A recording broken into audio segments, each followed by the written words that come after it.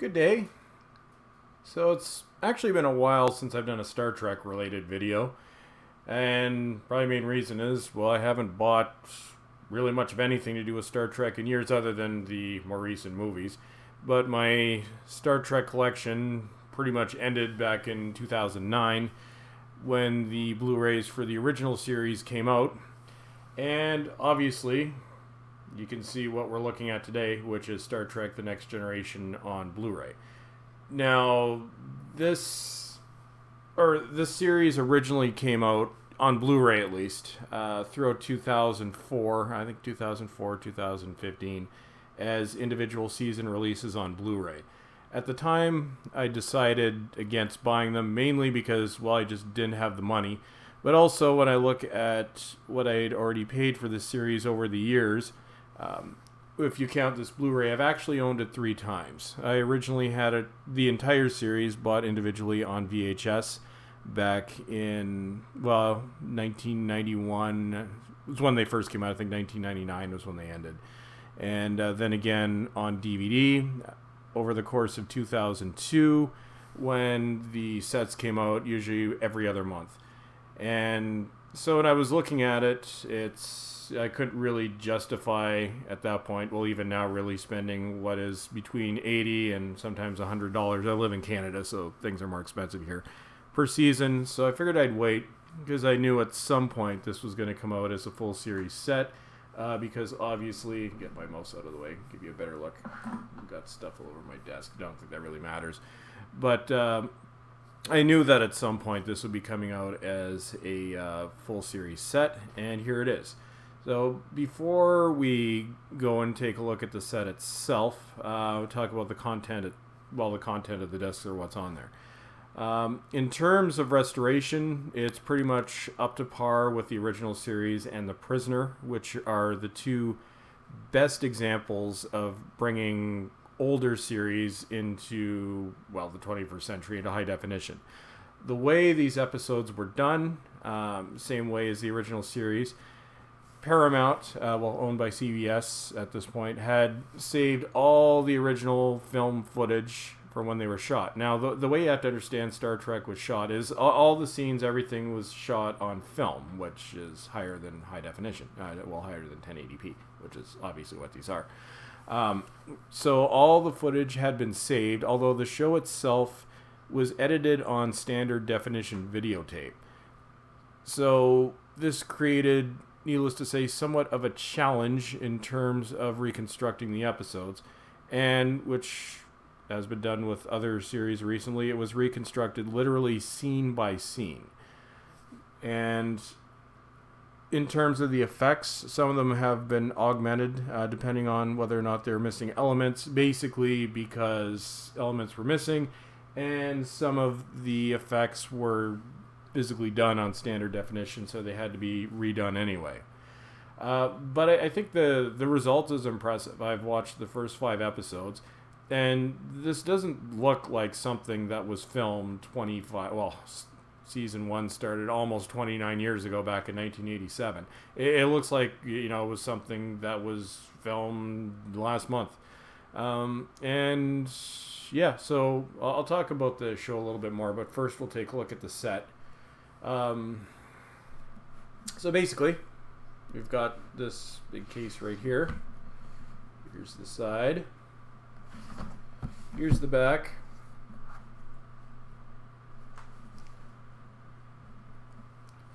And it has, as far as I know, I'll double check this when I'm looking at it, but as far as I know, I think it has the original features from the DVDs plus some new elements. And especially on season 1, the first disc, there's actually a fascinating, I think it's 23-minute long documentary that shows the challenge it was of converting I think it's 177 episodes to high definition. So we'll take a look at the disc itself. So in the box, open it up, and we have 2 large cases. So we'll look at, they're divided seasons 1 to 4 and then seasons 4 to 7 in the box. So here's the first of the two large keep cases in there. So not what I would call fancy packaging or anything like that, but I guess it does the trick. So here we go. Here's the front. Here's the back. Let's see if I can get in a little bit closer on that in case anyone is interested in reading that in more detail. And yeah, so we've got some photos from the first 4 seasons. Season 2, that would be season 4. I guess that'd be either season 3 or 4. Then as we look at the contents of the disc itself, I'll show you this little panel right here in case you want to look at it. So we'll go in.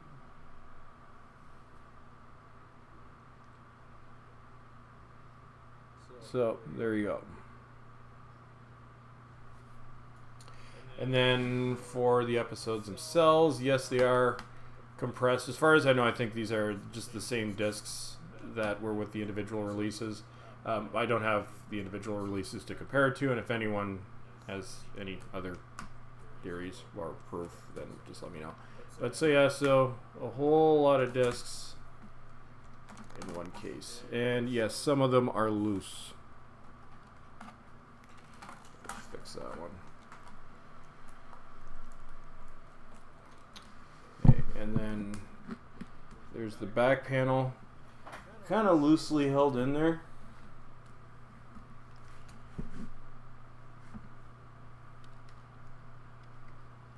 So you can kind of see that.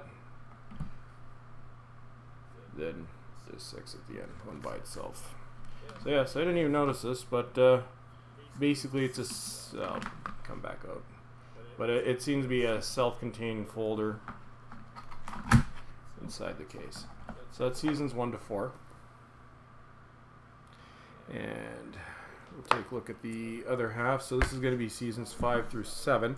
Now, one thing that I actually am interested in looking, specifically season 5. If anyone has actually looked at the quality, the look of season 5 was actually completely different from the other 6 seasons. For some reason, it almost seemed to have kind of a softer focus and just a completely different look to it. So I'm actually kind of interested to see how that season in particular translates on Blu-ray. Okay, so we have the front.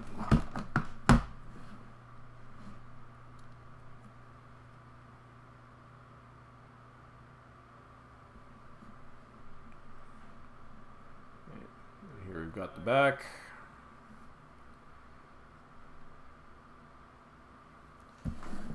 We'll open it up again.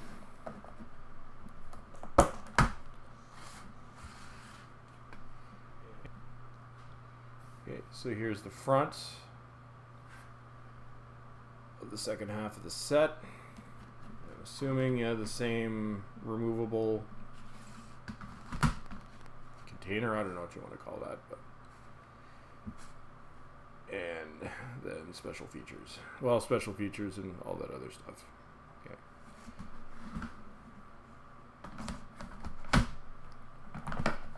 So close that off. Actually, we'll put the two of them here side by side.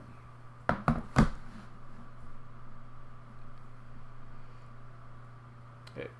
And so, just as far as my own thoughts on the show, I think when we look at the 5 existing Star Trek series, we don't know much about the 6th that's coming out, although I think the idea of putting it on a subscription service is an absolutely terrible idea.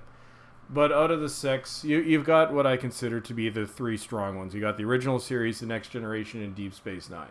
Voyager and Enterprise, although watchable, don't even come close to the first 3 shows. And this, even though it almost makes me feel old, because when I talk about, season 1 being 29 years ago, I remember watching all these episodes when they originally aired in syndication. And I don't know, it's one of these things that kind of brings me back to my youth. It's kind of like when, if you watch my channel, it's a lot of Doctor Who stuff. Same thing, Doctor Who, when I was watching as a kid. Although the original series, for the most part, especially those that parts that I like the most, which would probably be the John Pertwee and Tom Baker years, aside from Tom Baker's final season, which I was old enough to remember that, although being very young at the time.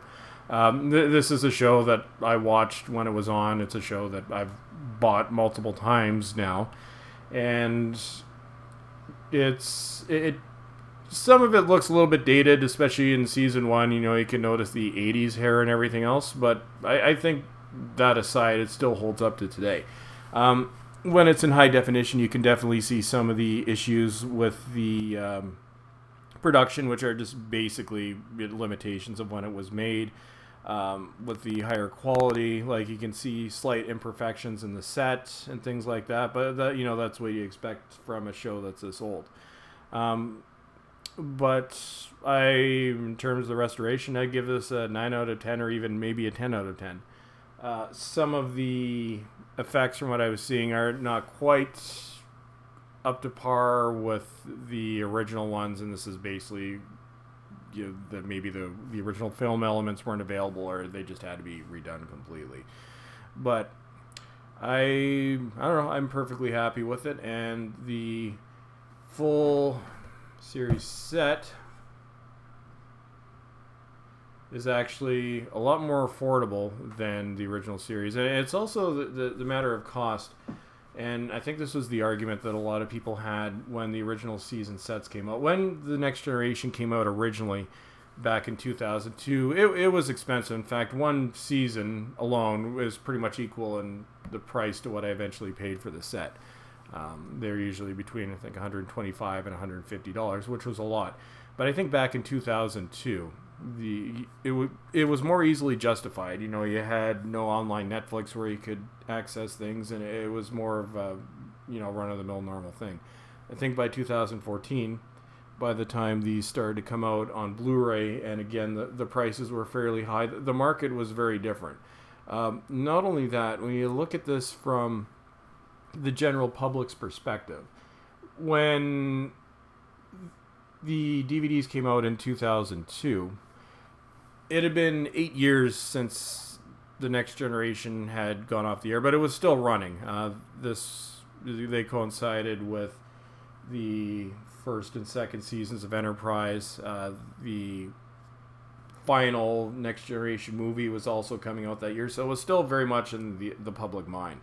I think now by 2014, for the most part, it is largely archival television, so the demand isn't necessarily there like it would have been before. And when you look at the age of the show, there are young people now that you say Star Trek The Next Generation and they hardly know what you're talking about, kind of like when I was talking about the X-Files before the show came back.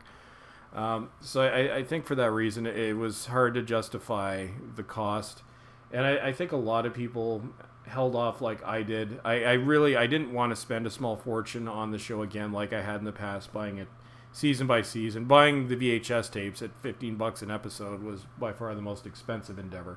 But I just didn't want to throw that kind of money into it again, so I waited for this. But I'm perfectly happy. And yeah, so that's all I have for today, guys. So as always, everyone, thank you for watching and have a good day.